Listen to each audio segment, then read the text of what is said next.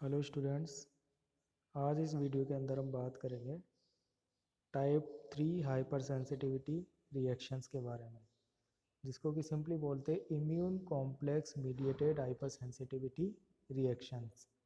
ठीक है। अब टाइप 3 हाइपर सेंसिटिविटी रिएक्शंस के अंदर क्या होता है स्टूडेंट्स, कि जो एंटीजेंस होता है वो कैसा होता है, सोल्यूबल एंटीजन। ठीक है। तो जब भी कोई सोल्यूबल एंटीजेंस बॉडी में एंट्री करता है तो उसके बाद हमारा इम्यून सिस्टम उसके अगेंस्ट एक रेस्पॉन्स जनरेट करता है, जिसको बोलते हैं इम्यून रेस्पॉन्स। अब उस इम्यून रेस्पॉन्स जनरेट करने के बाद क्या होता है, एंटीबॉडीज़ का प्रोडक्शन होता है। ठीक है। और वो एंटीबॉडीज़ के प्रोडक्शन के बाद में वो जो बनी हुई एंटीबॉडीज़ है उस पर्टिकुलर एंटीजेंस के साथ में कॉम्प्लेक्स फॉर्म करती है। ठीक है, जिसको बोलते हैं इम्यून कॉम्प्लेक्सेस। बट यहाँ पर टाइप 3 हाइपर सेंसिटिविटी रिएक्शंस के अंदर क्या होगा, ये जो इम्यून कॉम्प्लेक्सेस है ये एक्सेसिव प्रोडक्शन होगा इसका। ठीक है। काफ़ी सारे एंटीजेंस की क्वांटिटी यहाँ पर ज़्यादा होती है जो कि हमारी बॉडी में इंड्यूस होते हैं। उसके बाद में जो एंटीबॉडीज़ बनती है वो इस एंटीजेंस के साथ में एक एक्सेसिव इम्यून कॉम्प्लेक्स प्रोडक्ट करती है। ठीक है। तो टाइप 3 हाइपर सेंसिटिविटी रिएक्शंस के अंदर क्या होता है, जो सोल्यूबल इम्यून कॉम्प्लेक्सेस बनते हैं जिसको बोलते हैं एंटीजेंस एंटीबॉडी कॉम्प्लेक्सेस, कहाँ पर बनते हैं, ब्लड वेसल्स के अंदर, ब्लड के अंदर। और ये एक्सेसिव इम्यून कॉम्प्लेक्सेस डिपोजिशन हो जाता है इनका वेरियस टिश्यूज में, स्किन में, किडनी में, ब्लड वेसल्स में या फिर जॉइंट्स के अंदर। ठीक है। एक्सेसिव इम्यून कॉम्प्लेक्सेस मतलब कि एंटीजन एंटीबॉडी कॉम्प्लेक्सेस फॉर्म होते हैं, बनते हैं। और इस एक्सेसिव कॉम्प्लेक्सेस का इम्यून कॉम्प्लेक्सेस का डिपोजिशन हो जाता है वेरियस टिश्यूज़ के अंदर, अलग अलग टिश्यूज़ में, ब्लड वेसल्स के अंदर हो सकता है, स्किन में हो सकता है, किडनी में हो सकता है या फिर जॉइंट्स के अंदर हो सकता है। और ये जो एक्सेसिव डिपोजिशन हुआ है इम्यून कॉम्प्लेक्सेस का वेरियस टिश्यूज़ के अंदर, ये इम्यून कॉम्प्लेक्सेस क्या करते हैं, कॉम्प्लीमेंट्स को एक्टिव करते हैं। हमारी बॉडीज के अंदर जो प्रोटीन सब्सटेंसेस होते हैं कॉम्प्लीमेंट्स, उसको एक्टिवेट करते हैं, स्टिमुलेट करते हैं। और वो कॉम्प्लीमेंट्स क्या करते हैं, जो फेगोसाइटिक सेल्स है, इम्यून सेल्स है जैसे कि न्यूट्रोफिल्स, मैक्रोफेजेस, उसको अट्रैक्ट करते हैं उस साइट पे जहाँ पर इम्यून कॉम्प्लेक्सेस का डिपोजिशन हुआ है, उस साइट पे अट्रैक्ट करते हैं। और न्यूट्रोफिल्स उस साइट पे आके जहाँ पर इम्यून कॉम्प्लेक्सेस का डिपोजिशन हुआ है, कहीं पर भी ब्लड वेसल्स में, स्किन में, किडनी में, कहीं पर भी पर्टिकुलर टिश्यूज़ के अंदर, वो न्यूट्रोफिल्स या मैक्रोफेजेस वहाँ पर उस साइट पे आके क्या करती है, एक इन्फ्लामेटरी रिएक्शंस जनरेट करती है। और उस इन्फ्लामेटरी रिएक्शंस की वजह से, इन्फ्लामेटरी मीडिएटर्स की वजह से क्या होता है, वहाँ पर उस पर्टिकुलर टिश्यूज़ का डिस्ट्रक्शन होने लग जाता है, डैमेज होने लग जाती है वो टिश्यूज़। ठीक है। इस तरीके से डेवलप होती है टाइप 3 हाइपर सेंसिटिविटी रिएक्शंस।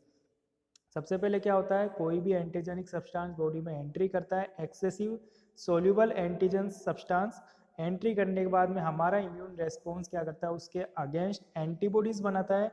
और वो एंटीबॉडीज़ उस पर्टिकुलर एंटीजेंस के साथ में रिएक्ट करके एक एक्सेसिव इम्यून कॉम्प्लेक्सेस का प्रोडक्शन करती है। ठीक है। एंटीजेंस एंटीबॉडी का कॉम्प्लेक्सेस बनते हैं वहाँ पर।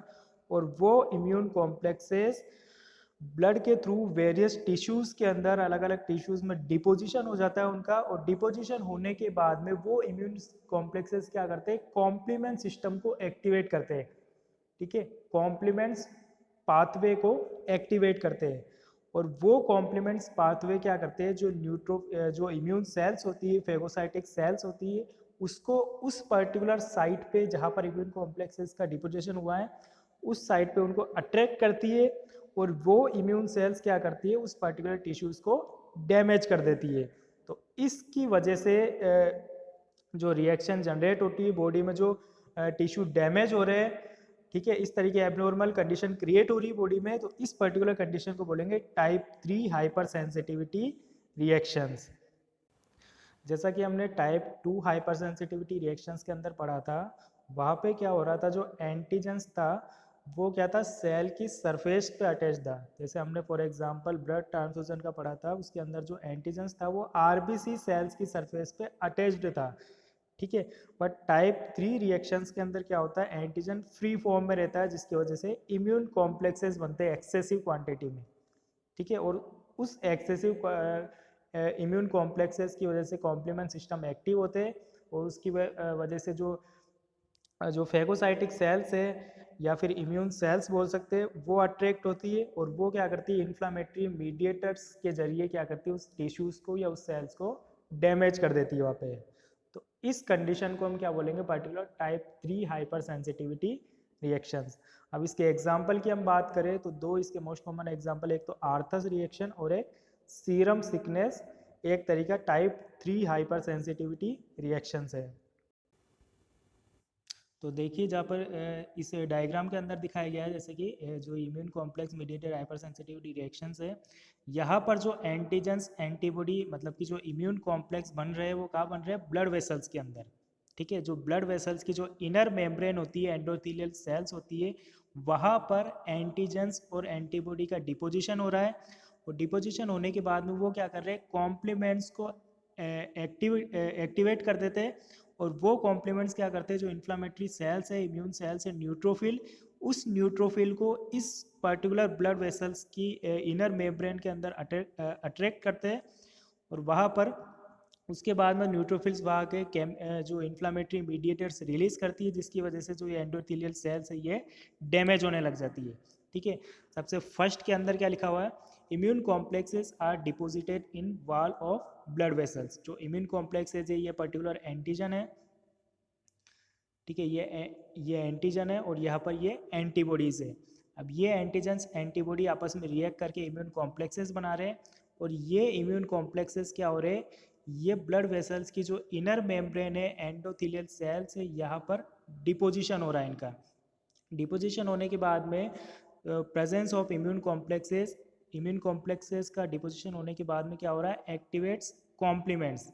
ये क्या कर रहे हैं, इस कॉम्प्लीमेंट्स को एक्टिवेट कर देते हैं, और ये कॉम्प्लीमेंट्स क्या करते हैं, अट्रैक्ट करते हैं जो इन्फ्लामेटरी सेल्स है सच एज न्यूट्रोफिल्स को इस पर्टिकुलर साइट के ऊपर अट्रैक्ट करते हैं, और न्यूट्रोफिल्स क्या करती है, रिलीज करती है इन्फ्लामेटरी मीडिएटर्स को, एंजाइम्स को, और उसकी वजह से क्या होता है, ये जो इनर मेम्ब्रेन है यहाँ पर एंडोथेलियल सेल्स है, ये डैमेज होने लग जाती है यहाँ पर, ठीक है। तो यहाँ पर डैमेज होने की वजह से ये जो पर्टिकुलर कंडीशन क्रिएट हो रही है, यहाँ पर एबनॉर्मल कंडीशन बॉडी में क्रिएट हो रही है, डैमेज हो रही है, इस पर्टिकुलर सिचुएशन को हम क्या बोलेंगे, type 3 hyper sensitivity reactions. So students, ये था एक जनरल इंट्रोडक्शन था टाइप 3 हाइपर सेंसिटिविटी रिएक्शंस के बारे में, जिसको बोलते हैं immune complex mediated hyper sensitivity reactions, ठीक है। अगर आपको ये वीडियो समझ में आया हो तो मुझे लाइक करके कमेंट करके बताना। Thank you.